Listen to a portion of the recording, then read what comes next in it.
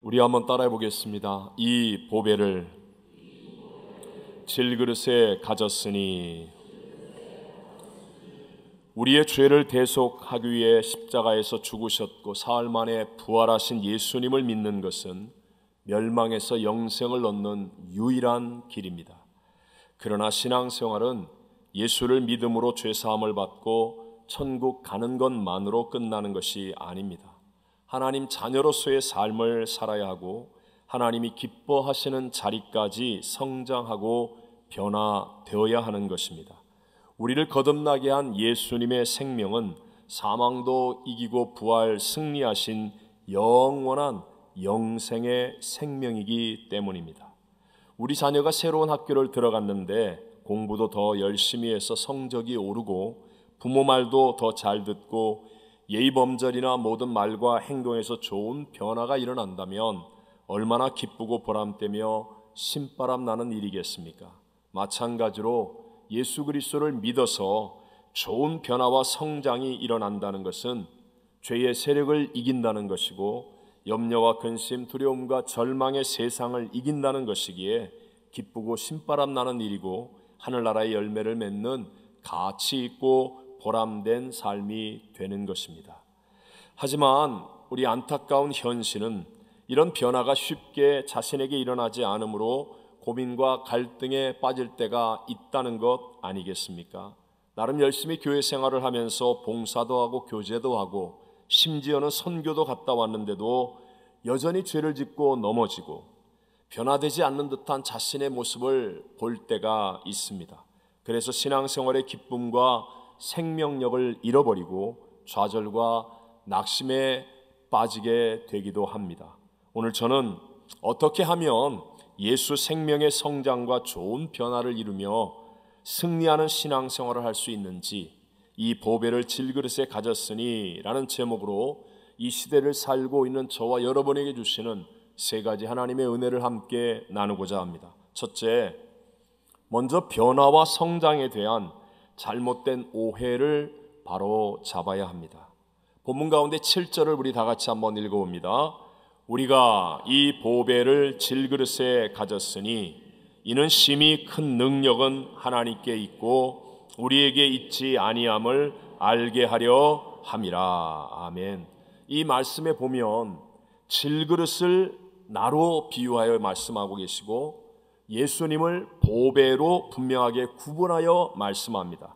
그런데 능력은 질그릇인 나에게 있지 않고 보배이신 하나님께 있다는 것을 알아야 한다라고 말씀합니다. 즉 변화와 성장이라는 것은 질그릇으로 만들어지는 것이 아니라 질그릇 안에 보배를 담을 때 일어난다는 말씀인 것입니다.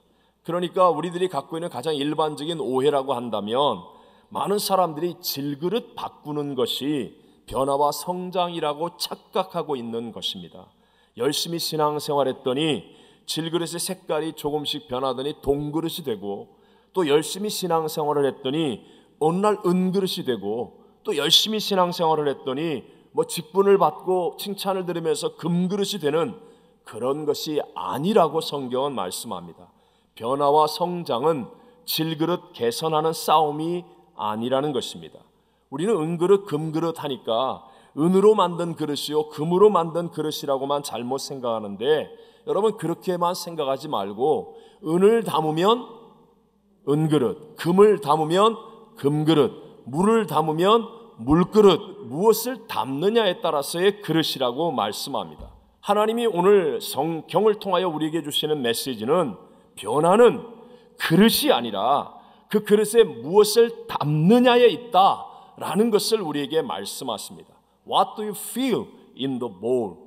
그러니까 그릇에 무엇을 담느냐? 질그릇은 사실 그 자체로는 아무것도 아니지만, 그러나 담기는 것이 위대해지면 그 사람이 바로 위대한 인생으로 변화되어진다. 그러므로 우리는 보배이신 예수 그리스도를 담는 것을 신앙의 목표로 삼아야 하고, 그럴 때 우리의 삶 속에 자연스럽게 변화와 성장이 일어나 감격과 기쁨, 그리고 풍성한 열매와 신바람을 누리는 참된 신앙의 승리자가 되는 줄로 믿습니다. 저는 1989년도에 한국에서 목사 안수를 받았는데 사실은 그러고 난 후 몇 달 동안 깊은 갈등과 번뇌에 빠졌던 경험이 있습니다. 왜냐하면 목사 안수를 받고 나서 설교를 하고 기도와 축도를 하면 뭔가 굉장한 일이 일어날 줄 알았는데 전혀 안 일어나는 거예요. 그래서 제 설교, 기도, 목회 등에 이 생각했던 변화가 일어나지 않았기 때문에 참 이렇게 혼자 개인적으로는 정말 많이 번뇌하고 갈등했습니다. 그런데 이 말씀이 저에게 깨우침을 주었습니다. 질그릇 바꾸어서 변화와 성장이 일어나는 게 아니라 질그릇과 상관없이, 그릇과 상관없이 무엇을 담고 있느냐. 오늘날 우리 흔히들 실수하는 건 나 목사야, 나 장로야, 나 권사야, 나 뭐야 이렇게 아무리 외쳐도 그릇은 그릇일 뿐입니다. 그릇에 금칠했다고 그것이 변화와 성장이 아니고 금칠한 그릇입니다. 그것은 그릇일 뿐이고 생명과 생명의 변화와 성장이라는 것은 그런 직분, 그릇의 변화로 일어나는 것이 아니라 오히려 그 직분으로 인해서 예수 그리스도를 담는 일에 더 책임감을 가지고 더 집중하게 될 때 그때 담겨지는 예수 그리스도로 말미암아 능력이 나타나게 되는 것인 줄로 믿습니다. 그러니까 능력이 없는 그릇에 그릇 바꾸는 일에 초점을 맞춘 신앙이 되어지면 여러분 신앙생활에도 기쁨이 없습니다. 진짜 변화와 성장이 안 일어나는 거예요. 그릇 바꾸기에 사람 눈치 보느라고 변화된 척 할 뿐이지 변화된 척 하고 난 다음에 그만큼 더 많이 스트레스를 받고 더 힘든 삶을 살아갈 수밖에 없는 것입니다. 그래서 하나님은요 아예 자랑할 것이 없는 사람들을 불러서 쓰신다라고 성경을 통해서 말씀하십니다. 대표적으로 고린도전서 1장 26절로 29절을 같이 한번 읽어봅니다. 형제들아 너희를 부르심을 보라.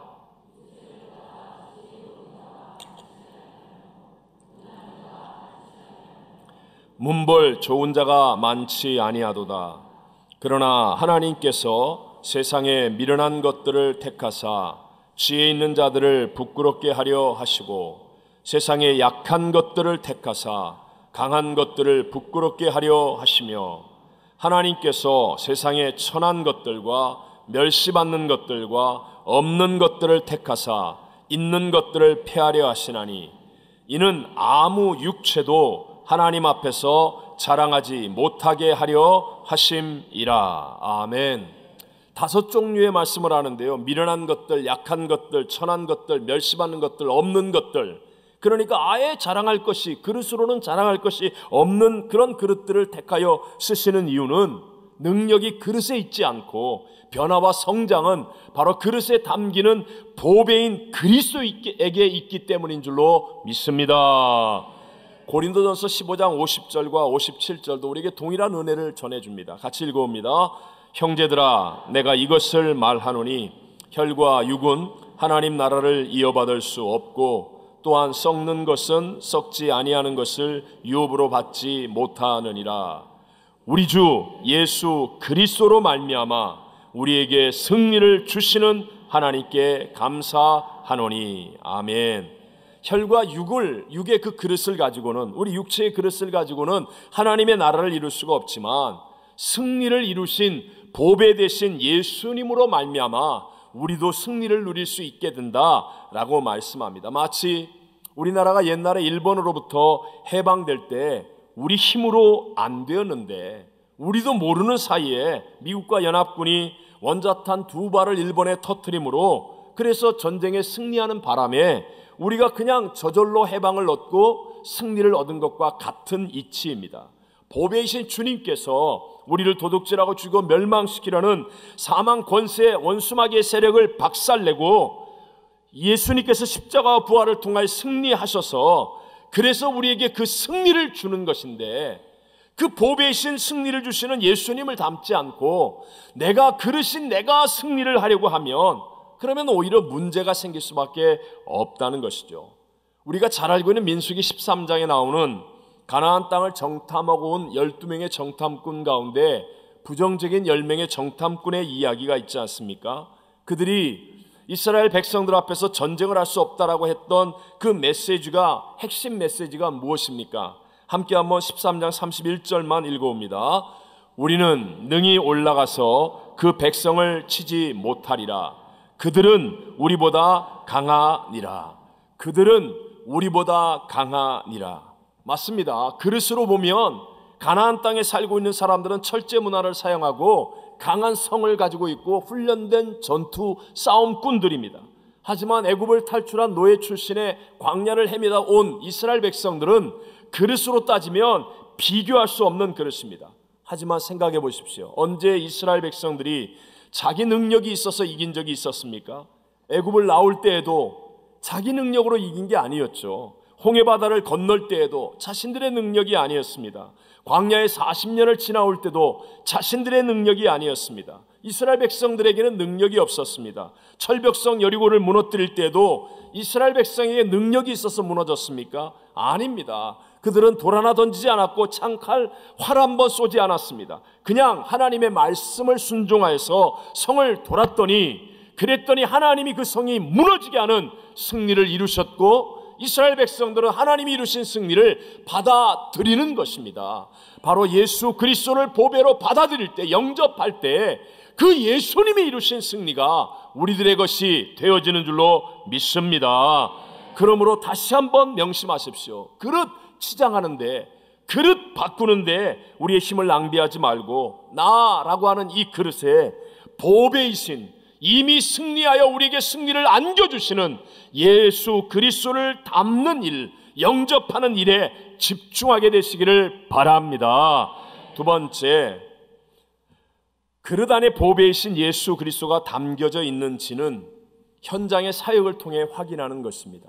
그릇은 보이지만 그 안에 담겨 있는 것은 보이지 않는 것이 일반적인 원칙이죠. 특별히 우리 육체의 그릇은 보이는데 영이신 예수 그리스도가 내 안에 담겨 있는지 아닌지를 확인해야 되지 않겠습니까? 그것은 바로 현장의 사역을 통해, 다시 한번 무엇을 통해? 현장의 사역을 통해 확인한다는 것입니다. 많은 경우에 신앙생활을 하면서도 보배이신 예수 그리스도가 주시는 그 승리를 경험하지 못하는 이유, 그것은 바로 현장의 사역이 없기 때문입니다. 교회를 오래 다녔는데, 이론으로는 다 알고 있는데, 그런데 정말 기쁨이 없고 감격이 없고 생동감이 없고 생명력이 없는 이유는 바로 교회 안에서의 현장의 사역에서 승리를 경험하지 못하고 있기 때문에 그냥 머리로만 알고 있는 이야기에 불과한 것입니다. 우리 일반적으로 한국 기업의 신화를 이룬 분들의 유명한 어록들이 있습니다. 우리 모두가 다 알고 있는 이야기죠. 현대그룹을 이룬 정주영 회장의 어록은 회복이나 했어? 이게 가장 유명한 말입니다. 이봐 책임자, 회복이나 했어? 사투리를 써서 하시지만, 또 삼성의 혁신을 이룬 초인류 기업이 되게 한 이건희 회장은 마누라와 자식만 빼고 다 바꿔라. 이게 아주 유명한 말이었죠. 또 대우의 김우중 회장은 세계는 넓고 할 일은 많다라는 유명한 말들을 남겼습니다. 모두가 다 현장에서 행하는 사람들에게서 나오는 보물 같은 지혜라는 것입니다. 가장 대표적인 회복이나 했어? 이 정주영 회장이 소년 시절이었을 때 가출을 해서 서울로 무작정 상경을 하죠. 오는 길에 강을 만나는데 배를 건너야 되는데 뱃삭이 없어요. 그래서 몇 시간을 망설이고 있다가 결국은 무작정 배를 탔습니다. 뱃삭은 강을 건너가서 내릴 때 내는 건데, 내릴 때 이제 뱃삭이 없으니까 그 우락부락한 뱃사공이 어린 소년 이 정주영의 뺨을 그냥 후려쳐서 저기 나가 떨어졌습니다. 그러니까 뱃사공도 좀 미안하잖아요. 어린 소년 정주영에게 네가 저지른 행동이 후회되지? 그러니까 정주영이 네 하고 대답하고는 이렇게 말했답니다. 뺨 맞은 게 후회되는 게 아니라 뺨 몇 대에 배 한 번 탈 수 있는 것을 머뭇거리며 시간을 낭비한 게 후회됩니다 라고 얘기하더라는 거예요. 이게 잘 될 떡잎인 것 같죠? 여러분, 신앙생활하면서 후회되는 일, 오늘 우리 선교를 가지만 선교 같은 것을 갔다 와서 후회될 일이 생기는 경우는 거의 한 가지입니다. 그것은 부딪혀서 해보지 않은 것을 후회하게 되어 있습니다. 종종 저에게 와서 목사님 제가 이렇게 부족한데, 제가 이렇게 연약한데, 교회 일 하다가 그런 일 하다가 선교 갔다가 하나님 영광 가리면 어떻게 합니까? 이런 쓸데없는 걱정하고 말하는 인간들이 있습니다. 확실하게 오늘 여러분 마음속에 새기십시오. 우리 8절과 9절을 본문 읽어봅니다. 우리가 사방으로 우겨쌈을 당하여도 쌓이지 아니하며 답답한 일을 당하여도 낙심하지 아니하며 박해를 받아도 버림받지 아니하며 거꾸로뜨림을 당하여도 망하지 아니하고. 아멘. 자, 이 말은 말 그대로 그릇은 아무 상관없이, 그것이 연약한 그릇이든 부족한 그릇이든 상관없이 보배이신 예수 그리스도만 담고 있으면 된다라는 것을 말씀하는 건데요, 이것을 역으로 해석하면 그릇이 깨어지고 그릇이 넘어져도 그 안에 있는 보배가 쏟아져서 보배가 증거되는 것이니 전혀 상관이 없다는 말이기도 합니다. 우리가 제일 잘 아는 그 누가복음 15장에 나오는 둘째 아들의 이야기 있지 않습니까? 둘째 아들이 형처럼 집에 가만히 있으면서 아버지 말 잘 들었다 해도 좋았겠죠. 하지만 둘째 아들이 더 큰 감동을 주고 더 놀라운 주인공이 된 이유가 무엇입니까? 탕자가 되어서 완전히 박살이 났단 말입니다. 그러고 나니까 그 둘째 아들을 통하여 아버지가 얼마나 좋은 분인가, 아버지가 어떤 분인지를 모두에게 더 위대하게 보여줄 수 있게 되더라 하는 것입니다. 그러니까 내가 정말 예수를 구주로 믿는다면, 보배이신 예수 그리스도를 내 그릇에 담고 있기만 하면, 내가 설령 그릇이 약해서 깨어져도, 내가 넘어져서 쏟아져도 그래도 하나님의 더 큰 영광이 나타날 수 있다는 것을 믿으시기 바랍니다. 물론 건강하면 더 열심히 일하면서 하나님 영광 나타낼 수 있겠죠. 하지만 아프다고 하나님 영광 못 나타낼까요? 바울이 육체의 사단의 사자, 육체의 가시를 가지고 있는 약할 때 그가 열심히 선교하니까 하나님의 더 큰 강함을 나타내 주신 것처럼, 오히려 저렇게 약한데, 저렇게 어려운데 저렇게 하나님 일을 하는 저 사람이 하나님 일 하게 하시는 그 하나님은 얼마나 위대한가, 얼마나 능력 있으신가, 오히려 하나님의 영광을 드러내게 해줄 줄로 믿습니다. 오늘 본문 7절 후반절에 아주 중요한 말씀이 나옵니다. 같이 읽어봅니다. 이는 심히 큰 능력은 하나님께 있고 우리에게 있지 아니함을 알게 하려 함이라. 아멘. 심히 큰 능력이 누구에게 있다고요? 하나님께. 우리 선포합시다. 하나님은 문제보다, 하나님은 대적보다, 하나님은 하실 수. 맞습니다, 여러분. 어린 소년 다윗이었지만 그 큰 블레셋 장수 골리앗을 이길 때 그가 한 고백을 보십시오. 사무엘상 17장 45절을 같이 읽습니다. 다윗이 블레셋 사람에게 이르되 너는 칼과 창과 단창으로 내게 나아오거니와 나는 만군의 여호와의 이름은 곧 내가 모욕하는 이스라엘 군대의 하나님의 이름으로 내게 나아가노라. 아멘. 그러니까 여러분, 하나님의 이름으로, 만군의 여호와의 이름으로 능력의 힘이 큰 것이 하나님께 있기 때문에요. 비록 어린 소년이 던진 물맷돌이었지만 그 큰 장수, 그 대단한 장수 골리앗을 한 방에 넘어뜨리게 만들어 주신 줄로 믿습니다. 신약의 베드로와 요한이 기도하러 가다가 성전 미문에 안전뱅이를 일으키지 않습니까? 우리 사도행전 3장 6절을 읽어봅니다. 베드로가 이르되 은과 금은 내게 얻거니와 내게 있는 이것을 내게 주노니 나사렛 예수 그리스도의 이름으로 일어나 걸으라 하고. 아멘. 베드로와 요한은 정말 은과 금이 없었어요. 은과 금만 없은 게 아니라 다 없었습니다. 하지만 그들에게 있는 것이 한 가지 있었습니다. 뭐가 있었어요? 예수 그리스도의 이름이 있었단 말입니다. 보배이신 예수 그리스도의 이름으로 가장 위대한 기적을 일으키고 수많은 사람들에게 살아계신 하나님의 영광을 나타내는 그 어마어마한 사건을 만들어내게 되었다는 것입니다. 능력이 그릇에 있지 않고 힘이 큰 능력이 보배이신 예수님께 있다는 것 믿으시기 바랍니다. 마지막 세 번째로, 그릇은요 항상 담고 버리기를 반복하게 된다라는 사실을 기억해야 됩니다. 쉽게 말하면 우리의 신앙생활은 일회성으로 끝나는 게 아니에요. 한 번 은혜 받았다고 되는 게 아니라 보배를 나의 그릇에 담는 싸움을 계속해 나가야 한다는 것입니다. 오늘 본문 10절을 우리 다 같이 한번 읽어봅니다. 우리가 항상 예수의 죽음을 몸에 짊어짐은 예수의 생명이 또한 우리 몸에 나타나게 하려 함이라. 아멘. 신앙은 언제나 현재 진행형인데 나라고 하는 인격의 경계선 안에 좋은 것을 계속하여 받아서 채우고 불의하고 나쁜 것들을 계속하여 뱉어내고 내어버리는 일을 계속해 나가야 한다는 것입니다. 우리는 종종 어떤 때는 정말 예수 잘 믿는 것 같은 사람에게서 실망하는 모습, 더러움과 타락을 볼 때도 있습니다. 직분자들에게서 깜짝 놀라는 실망스러움을 느낄 때도 있습니다. 목사에게서도 그럴 때 있습니다. 맞습니다. 우리는 질그릇이기 때문에요, 때로는 나도 모르는 사이에 육체의 정욕, 안목의 정욕, 이생의 자랑, 세상의 유혹과 더러운 것들이 나도 모르게 내게 담겨지게 됩니다. 여러분, 죄가 왜 무섭습니까? 겉으로는 안 그런 척 할 수 있지만 내 그릇 속에 사망의 무서운 독이 흐르게 하기 때문에 죄가 무서운 거예요.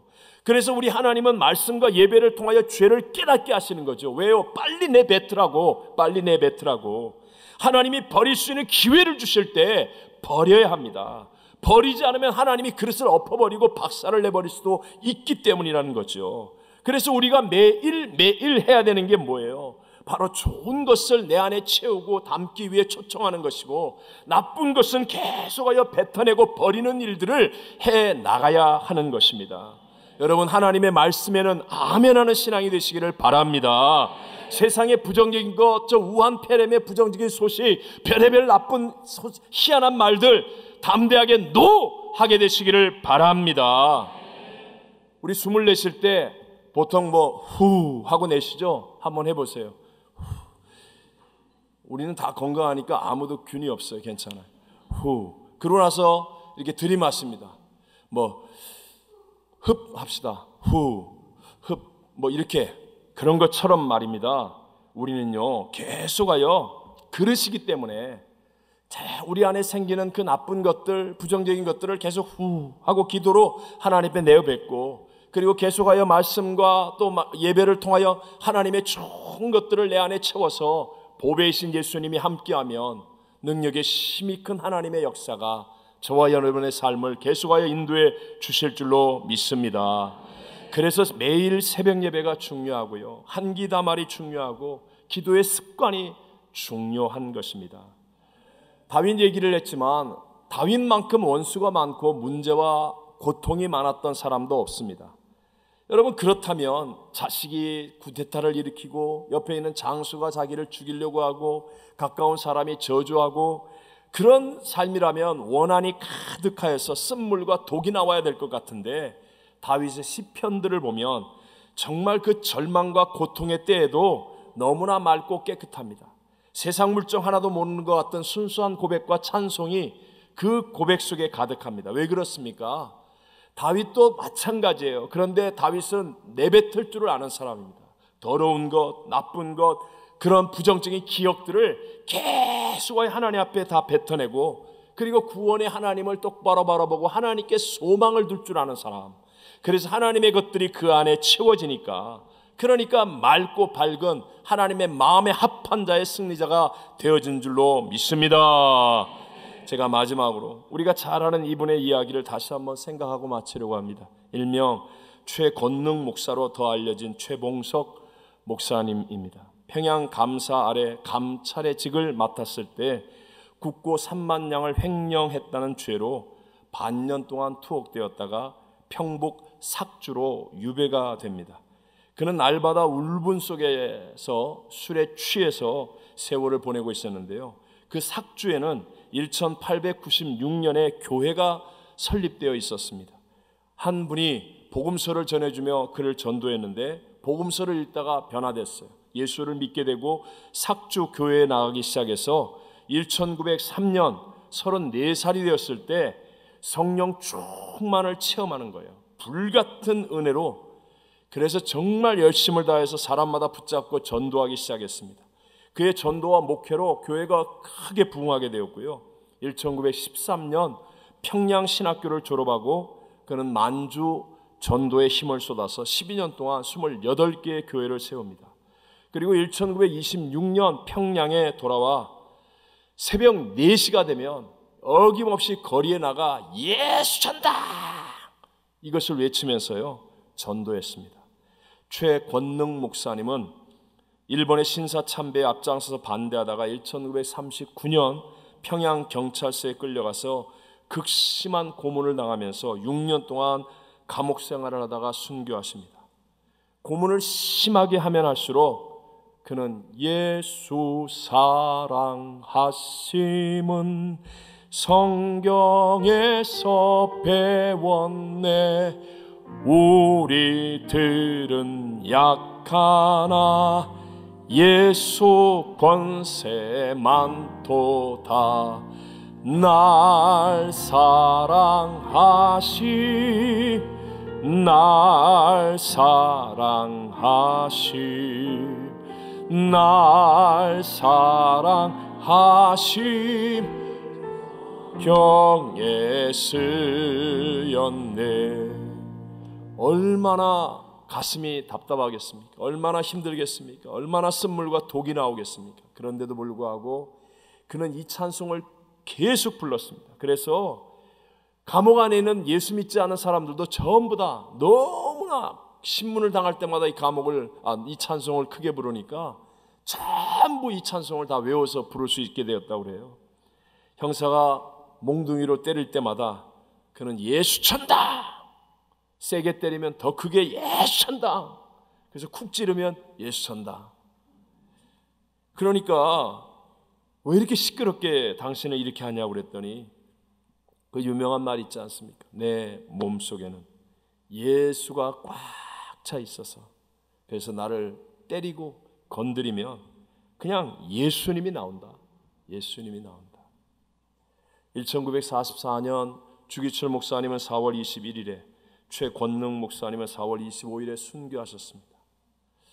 여러분 지금 한번 옆에 사람 건드려 볼까요? 건드리면 뭐가 나올 것 같습니까? 막 째리고 불아리고 그냥 속 안에 있는 분노와 우라가 나오겠습니까? 아니면 염려와